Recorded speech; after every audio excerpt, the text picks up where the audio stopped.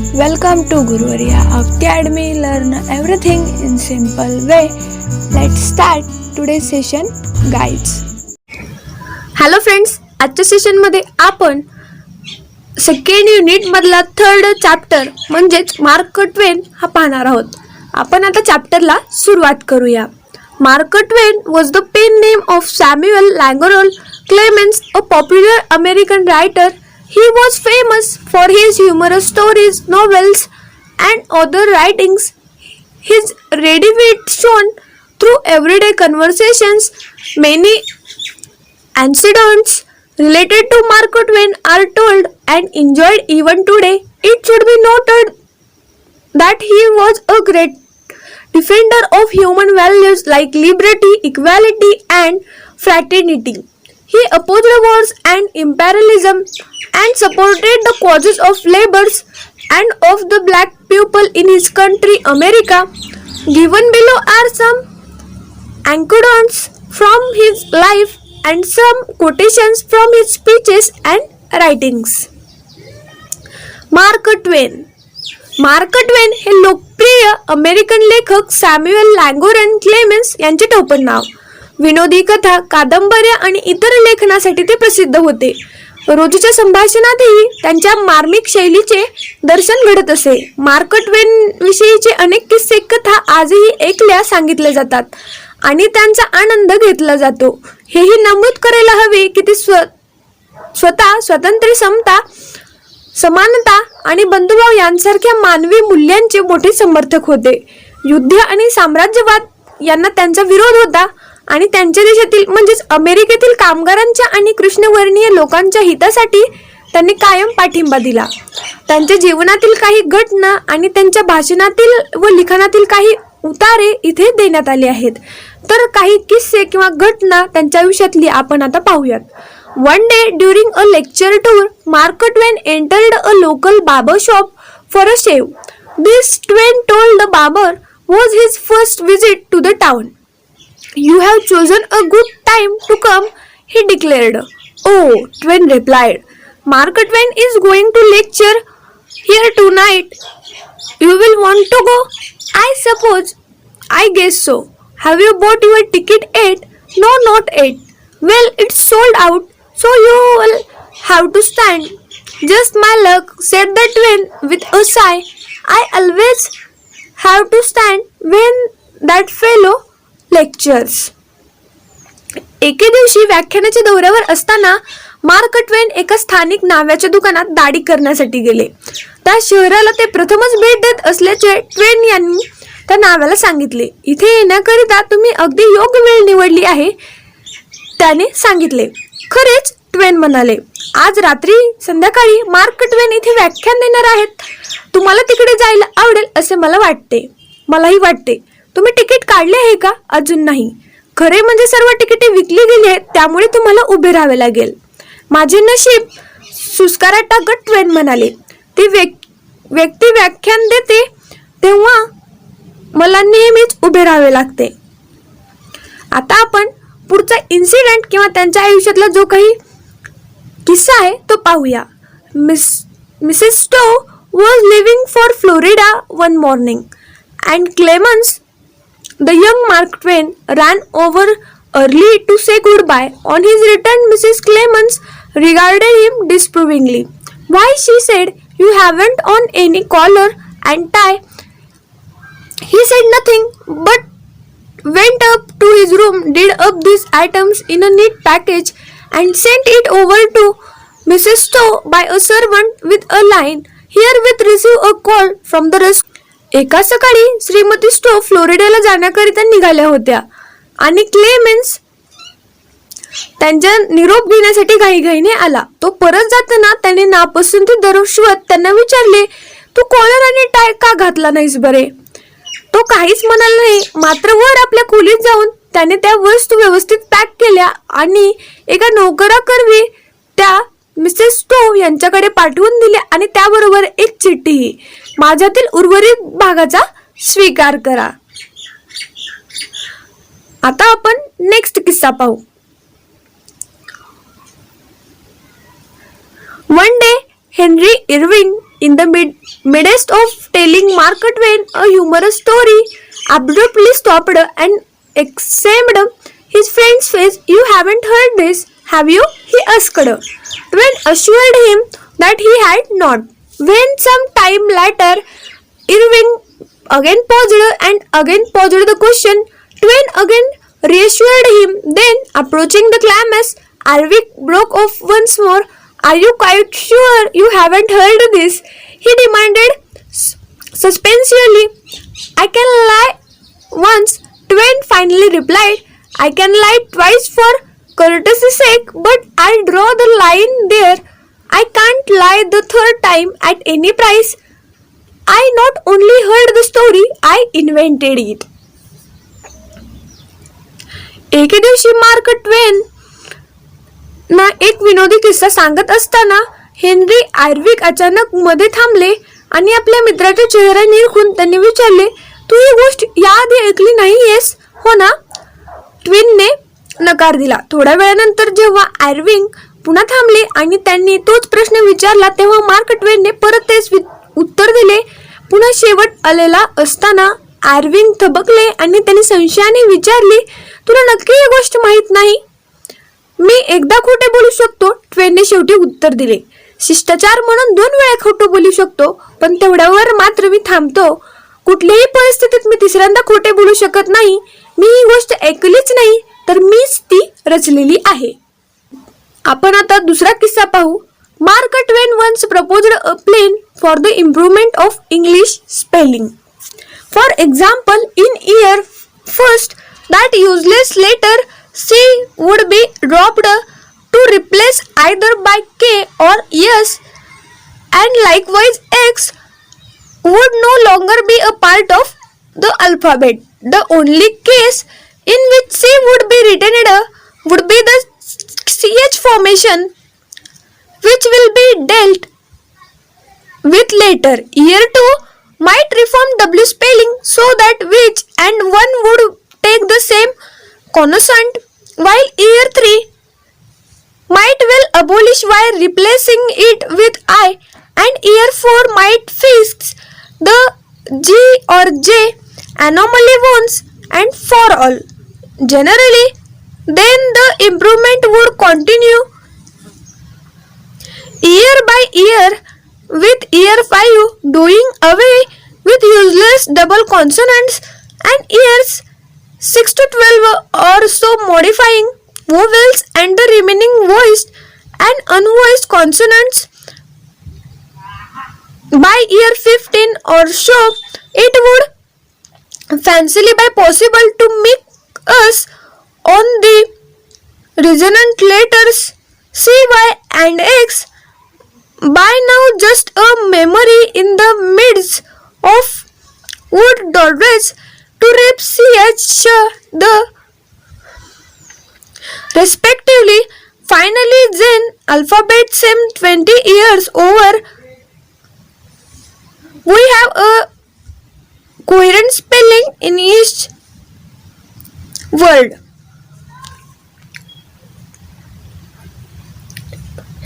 एकदा मार्क ट्वेन यांनी इंग्रजी स्पेलिंग सुधारण्यासाठी एक योजना मांडली. उदाहरणार्थ, पहिल्या वर्षी सी हे निरुपयोगी अक्षर त्यांनी त्या जागी के किंवा एस हे अक्षर घालण्यात यावे आणि त्याचप्रमाणे एक्स हे अक्षर अल्फाबेटमध्ये पूर्णपणे काढून टाकावे. सी हे अक्षर फक्त CH या 2 अक्षरांचा जेव्हा संयोग होतो, अक्षरे जेव्हा एकत्रित येतात तेव्हाच वापरले जाईल आणि त्याबद्दलही नंतर ठरवले जाईल. दुसऱ्या वर्षी WS स्पेलिंग मध्ये सुधारणा करावी, जेणेकरून विच आणि वन हे दोन्ही शब्द एकाच व्यंजनाने सुरू होतील आणि तिसऱ्या वर्षी Y हे अक्षर पूर्णपणे वगळून त्या जागी I हे अक्षर घेता येईल आणि चौथ्या वर्षी G आणि J ची विसंगती कायमची ठीक करून टाकेल. सहसा मग दर वर्षागणिक सुधारणा होत राहील. म्हणजे 5व्या वर्षी शब्दातील दुहेरी व्यंजने वगळता येतील, निरुपयोगी 2 व्यंजने वगळता येतील आणि 6 ते 12 वर्षाच्या जवळपास स्वर आणि उर्वरित व्यंजने बदलता येतील. 15व्या वर्षीपर्यंत C, Y आणि X यांसारख्या अनावश्यक अक्षरांचा CH, श, TH या अक्षरांना पर्याय म्हणून अखेर उपयोग करता येऊ शकेल. जी आजपर्यंत वयस्कर लोकांच्या केवळ स्मरणात राहिली होती. अशा रीतीने अखेर 20 वर्षाच्या शुद्ध लेखन पद्धतीतील सुधारणा आणि नवरचनेनंतर इंग्रजी बोलणाऱ्या जगात तर्कशुद्ध आणि सुसंगत शब्दांचे घटक वर्ण स्पेलिंग आपल्याला आढळतील. खूप इंटरेस्टिंग असा किस्सा होता हा, कारण या किस्स्यामध्ये त्यांनी स्वतः चेंज केलेल्या लँग्वेजमध्ये तो मांडला आहे, त्यामुळे तो आपल्याला व्यवस्थितपणे रीड देखील करता येत नाही. आता आपण पुढचा किस्सा पाहूया. One day during his tenure as the editor of a small Missouri newspaper, Mark Twain received a letter from a reader who had found a spider in his paper. He wondered whether this prompted good or bad luck. Finding a spider in your paper, Twain replied, "Is neither good luck nor bad. The spider was merely looking over our paper to see which merchant was not advertising so that he could go to that store, spin his web across the door, and lead a life of undisturbed peace ever afterwards."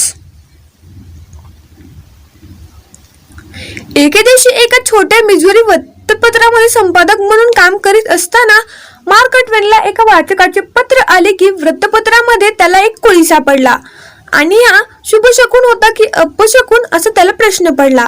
मार्कने उत्तर पाठवले, वर्तमानपत्रामध्ये कोळी सापडणे हा शुभशकुनही नाही आणि अपशकुन देखील नाही. तो कोळी केवळ कोणत्या व्यापाराने वर्तमानपत्रात आपली जाहिरात दिलेली नाही हे पाहत होता, जेणेकरून तो त्या दुकानात जाईल, तिथल्या दरवाजावर आपले जाळे विणेल आणि कोणत्याही व्यत्ययाविना यापुढे निवांतपणे आपले जीवन व्यतीत करू शकेल. खूप इंटरेस्टिंग आणि खूप मजेशीर किस्सा होता हा. आणि आता आपण लास्ट किस्सा पाहूया. Mark Twain's birth in November 1835 was heralded by the return of Halley's comet. Twain, who often remarked upon his curiosity, came to think of himself and the comet as uncountable freaks, cosmically linked, having come in together. He declared they would go out together. In fact, Twain was proven right. On the night of his death in April 1910, Halley's comet once again blazed through the sky. Mark ट्वेनचा जन्म आणि Hayley कॉमेटच्या धूमकेतूचे पुनरागमन या दोन्ही 1835 सालच्या November महिन्यातल्या विशेष घटना. या योगायोगाबद्दल ट्वेनला नेहमी असे वाटे की ते स्वतः आणि तो धूमकेतू या दोन्ही अतिशय विलक्षण गोष्टी असून त्यांचा एकमेकांशी वैश्विक संबंध आहे आणि त्या एकत्र या जगात आल्या असून त्या दोन्ही गोष्टी एकत्रच एकाच वेळी जगातून निघून जाणार आहेत असे त्यांनी जाहीर केले होते. आणि खरोखर ट्वेनचे भाकीत योग्य होते. एप्रिल 1910 साली त्यांच्या निधनाच्या रात्री हॅलेचा धूमकेतू पुन्हा आकाशात. आता आपल्याला त्यांची काही अवतरणे दिली गेली आहेत ते पाहूया. Some quotations. First, April fools day. This is the day upon which we are reminded of what we are on the other 364. Next quotation, a man cannot be comfortable without his own approval. Third quotation, a person with a new idea is a crank until the idea succeeds. Fourth quotation, age is an issue of mind over matter. If you don't mind, it doesn't matter. Fifth quotation, all generalizations are false, including this one. Next quotation, be careful about reading health books.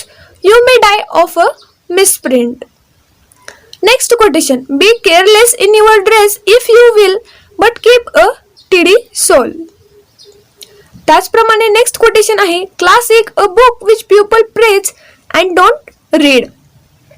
असे बरेचसे क्वोटेशन्स इथे आपल्याला दिले गेले आहेत, ते देखील आपण पाहूया. Humour is mankind's greatest blessing.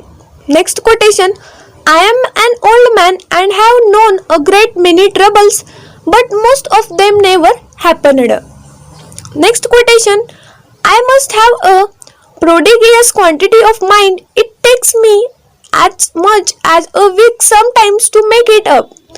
If you tell the truth, you don't have to remember anything. The next quotation, it is better to deserve honors and not have them than to have them and not deserve them.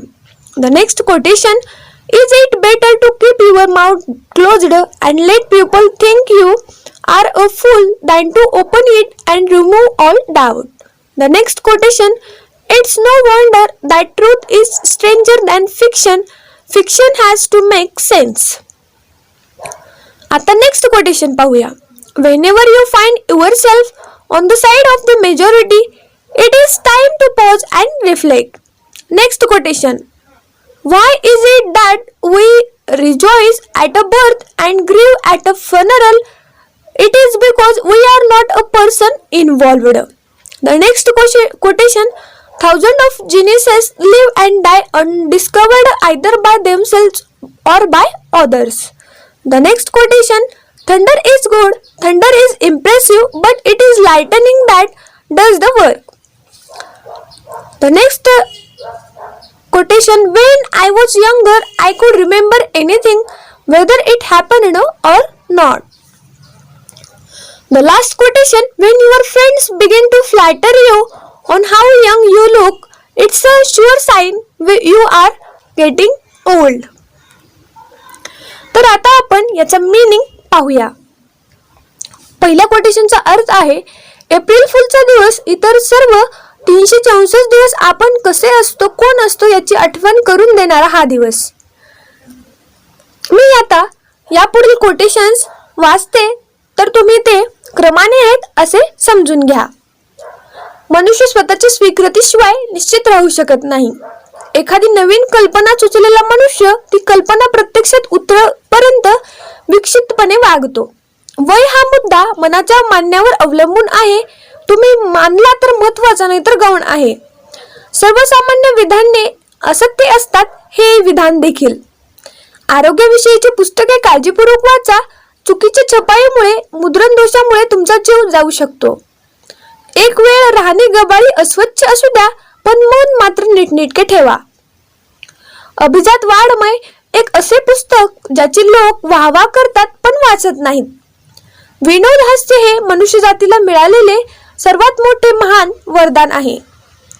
मी एक वयोवृद्ध इसम आहे आणि कित्येक अडचणी मला माहीत आहेत, पण त्यातल्या बऱ्याचशा कधीही घडलेल्याच नाहीत. माझ्या मेंदूची शक्ती नक्कीच अफाट असावी, कारण त्याला एखाद्या गोष्टीसाठी तयार करण्यासाठी, निर्णयाप्रत नेण्यासाठी कधी कधी मला अक्षरशः 1 आठवडा लागतो. तुम्ही जर खरे बोललात तर तुम्हाला काहीही लक्षात ठेवण्याची गरज पडत नाही. योग्यता नसताना सन्मान मिळवण्यापेक्षा तो सन्मान मिळवण्यास पात्र असणे व तो न मिळणे अधिक श्रेयस्कर. तुम्ही गप्प आहात याचा अर्थ तुम्ही मूर्ख आहात असे लोकांना वाटले तरी चालेल, पण आपले तोंड उघडून त्यांचा समज पक्का होऊ देऊ नका. सत्य हे कल्पित गोष्टींपेक्षा चमत्कारिक असते, त्यात काही नवल नाही. कल्पित गोष्टी मात्र या सुस्पष्ट तारमालाला धरून असायला हव्यात. तुम्ही बहुमताच्या बाजूने आहात असे जर तुम्हाला लक्षात आले तर थांबा आणि नीट चिंतन करा. जन्माच्या वेळी आपण आनंद साजरा करतो आणि अंतिम समयी शोक व्यक्त करतो, असे का बरे? याचे कारण आपण स्वतः त्या व्यक्तीच्या जागी नसतो. हजारो अतिबुद्धिमान माणसे जगत असतात आणि मरत असतात, पण त्यांची कुणी दखलही घेत नाही, न ते स्वतः ना इतर. मेघगर्जना छान असते, मेघगर्जना प्रभावी असते, पण शेवटी खरे काम विजाच करतात.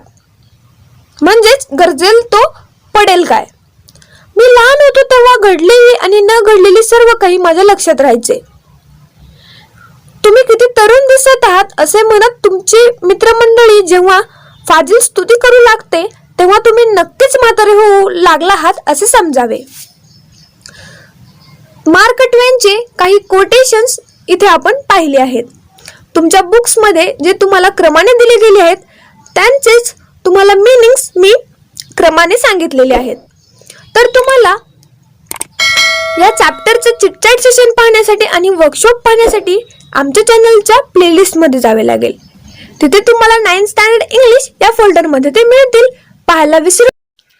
Thanks for watching video. जर तुम्ही आमच्या चॅनलला सबस्क्राईब केलं नसेल तर लगेच सबस्क्राईब करा आणि बाजूला असलेल्या बेल आयकॉनवर क्लिक करा, म्हणजेच तुम्हाला आमच्या नवीन व्हिडिओचे अपडेट भेटतील. आणि शेअर करायला विसरू नका, कारण जशी तुम्हाला मदत झाली तशी इतरांना पण होऊ द्या.